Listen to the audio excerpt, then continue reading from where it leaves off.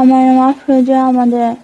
আমরা নারায়ণগঞ্জ থেকে আসতেছিলাম, পরে আমার হাজবেন্ডের গাড়িটা নিয়ে আসতেছিলাম, পরে আমার হাজবেন্ডের গাড়িটা নষ্ট হয়ে গেছে, মানে চার্জ শেষ হয়ে গেছে। পরে এই যে সদর হসপিটালের গেটের সামনে ছিলাম, পরে 2টা সিকিউরিটি গার্ড ছিল, পরে বললো যে ভিতরে আসেন।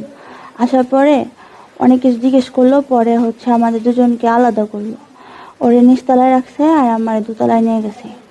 তারপরে আমারে ভয় দেখাইছে, অনেক কিছু করছে, এরপরে আমারে ধর্ষণ করছে। কয়জন? 2জন। বিষয়ে আপনাদের ব্যবস্থা এবং একটু ঘটনার বিস্তারিত। জি, ধন্যবাদ আপনাকে।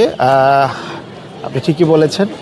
আমাদের যে ভোরবেলায় যে টহল টিম তারা জানতে পারে যে ভিকটিমই আসলে রাস্তায় যখন টহল দিচ্ছিল, ভিকটিমই ওদেরকে হাত উঠায় জানাইলো যে তাদের সাথে একটা অপ্রীতিকর ঘটনা, নিদর্শনের ঘটনা ঘটেছে। তখন আমাদের যে কিলু, আমাদের সাব ইন্সপেক্টর, সে তাৎক্ষণিকভাবে হসপিটালে এসে তার দেওয়া তথ্য অনুযায়ী, এটা মূলত আপনারা ইতিমধ্যে জেনেছেন যে 2জন আনসার সদস্য এই হসপিটালের নিরাপত্তার দায়িত্বে ওরা ছিল। এই তাদের কর্তৃকেই মেয়েটা ভিকটিম ধর্ষিত হয়েছে এবং মেয়ে নিজে তাদেরকে আইডেন্টিফাই করেছে। তো আমাদের যেই পুলিশ অফিসার যে দায়িত্বে ছিল, তাৎক্ষণিকভাবে ওই মেয়ের দেওয়া তথ্য অনুযায়ী তাদের 2জনকে তাৎক্ষণিকভাবে আমাদের পুলিশ হেফাজতে নেওয়া হয়েছে। তো আবার যেহেতু জানেন যে মেয়ে গ্যাং রেপের মতো 2জন কর্তৃক দর্শিত হয়েছে, এই জন্য তার সঠিক চিকিৎসার জন্য তাৎক্ষণিকভাবে তাকে হসপিটালে ভর্তি করা হয়েছে। তো আমরা এখন, আমি নিজে এবং আমাদের এডিশনাল এসপি সার্কেল সদস্য আমরা এসেছি যে মেয়েটা যেন সঠিক চিকিৎসা পায়। এবং আপনারা জানেন যে এই ধরনের ঘটনায় আমরা এই ওসিসিতে তার অন্যান্য আনুষঙ্গিক মেডিকেল করানো হবে। এই প্রক্রিয়াগুলো এখন চলছে।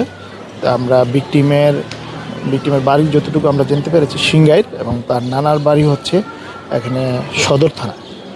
তো আমরা তাদের আত্মীয় স্বজনকে খবর দিয়েছি, তারা আসলে পরবর্তী যে আইনগত প্রক্রিয়া নেওয়া হবে। আর মোট কথা যে ভিকটিম, মানে যাদের দ্বারা রেপ হয়েছে, তারা 2জনই আমাদের আইনের হেফাজতে আছে। তো শীঘ্রই মামলা হবে, মামলা হলে তাদেরকে আমরা গ্রেপ্তার দেখাবো আর কি। পরবর্তী প্রক্রিয়া আমরা ব্যবস্থা নেব। আমার নাম মোহাম্মদ রবিউল আওয়াল। আমি নারায়ণগঞ্জ থেকে আসছিলাম। তো আমার যে চার্জ শেষ হয়ে যাওয়ার কারণে যখন বাস স্ট্যান্ডে আসি মানিকগঞ্জ, আমার ভ্যানের চার্জ শেষ হয়ে যায়।